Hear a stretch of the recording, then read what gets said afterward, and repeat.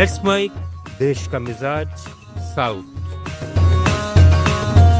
ये है let's mic more than radio. आप सुन रहे हैं दक्षिण भारत की खबरें। तमिलनाडु विधानसभा चुनाव में हार के बाद डीएमके ने अपने संगठन में बड़े बदलाव का ऐलान किया है।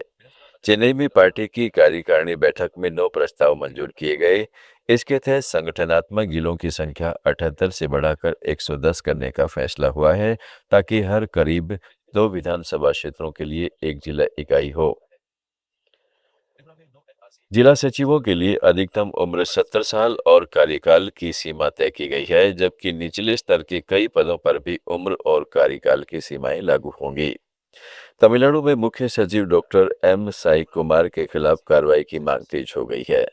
टीवीके की सहयोगी सीपीएम ने उन पर आरोप लगाया है कि अधिकारियों को वाम दलों और कॉकरोच जनता पार्टी के प्रदर्शनों में शामिल छात्रों की निगरानी का निर्देश देने वाला सर्कुलर जारी कराया गया। कानून मंत्री सीटीआर निर्मल कुमार ने मदुरै में मीडिया से कहा कि इस मामले में मुख्यमंत्री सी जोसेफ विजय फैसला लेंगे। मंत्री ने सर्कुलर जारी करने में सरकार की भूमिका से इनकार किया और कहा है कि उच्च शिक्षा अभी राज्यपाल के नियंत्रण में है। कर्नाटक इस समय पानी के कई अंतर्राज्यीय विवादों में उलझा हुआ है। राज्य पर फिलहाल 25 ऐसे मामले चल रहे हैं, जिनमें से 17 अदालतों और ट्रिब्यूनल में लंबित हैं। पिछले 3 दशकों में कानूनी लड़ाई पर 130 करोड़ रुपए से ज्यादा खर्च हो चुके हैं। फिर भी हर सूखे वाले साल में राज्य को नई मुश्किलों का सामना करना पड़ता है। कावेरी को लेकर तमिलनाडु से, महादाई को लेकर गोवा और महाराष्ट्र से, और कृष्णा नदी को लेकर आंध्र प्रदेश व तेलंगाना से टकराव जारी है। पोलावरम परियोजना और पालार नदी को लेकर भी नए विवाद खड़े हो गए हैं। विशेषज्ञों का कहना है कि बेहतर जल भंडारण, सिंचाई नेटवर्क और वैज्ञानिक जल प्रबंधन के बिना कर्नाटक का यह संकट दूर होने वाला नहीं है। कर्नाटक में महिलाओं की राजनीतिक भागीदारी पर बहस एक बार फिर तेज हो गई है। मुख्यमंत्री डीके शिव कुमार ने कहा है कि महिलाएं अपनी हकदार भागीदारी के लिए बहुत लंबे समय से इंतजार कर रही हैं और संसद में उनका प्रतिनिधित्व बढ़ाया जाना चाहिए। लेकिन राज्य की अपने कैबिनेट में यह वादा अब तक पूरा नहीं हो पाया है। मंत्रिमंडल की एक खाली सीट को अनौपचारिक रूप से महिला कोटा माना जा रहा है, मगर 9 महिला विधायकों में से कोई भी इस पद पर अपनी जगह पक्की नहीं मान पा रही, क्योंकि कई वरिष्ठ पुरुष नेता भी इस सीट के लिए जोरदार पैरवी कर रहे हैं।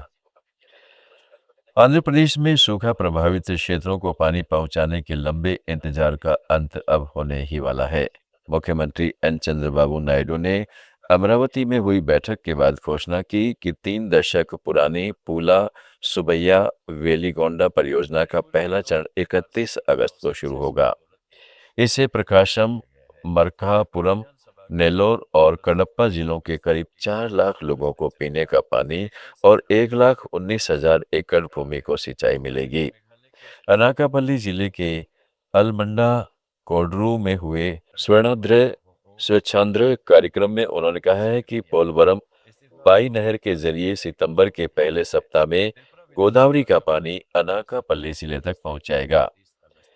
केरल में विपक्ष के उपनेता के पद को लेकर एलडीएफ के भीतर सीपीएम और सीपीआई के बीच विवाद खुलकर सामने आ गया है। सीपीआई के राज्य सचिव बिनाय विश्वम इस पद पर अपनी पार्टी का दावा लगातार उठा रहे हैं, जबकि सीपीएम इसे स्वीकार करने के पक्ष में नहीं है। विवाद के बीच पूर्व मुख्यमंत्री पिनराई विजयन ने कहा है कि विपक्ष के नेता और उपनेता दोनों पद सीपीएम के पास रखने की परंपरा रही है। इस बयान पर बिनाय विश्वम ने तीखी प्रतिक्रिया देते हुए कहा है कि ऐसी टिप्पणी एलडीएफ की राजनीतिक संस्कृति के अनुरूप नहीं है और यह उनके पद की गरिमा के भी अनुकूल नहीं है।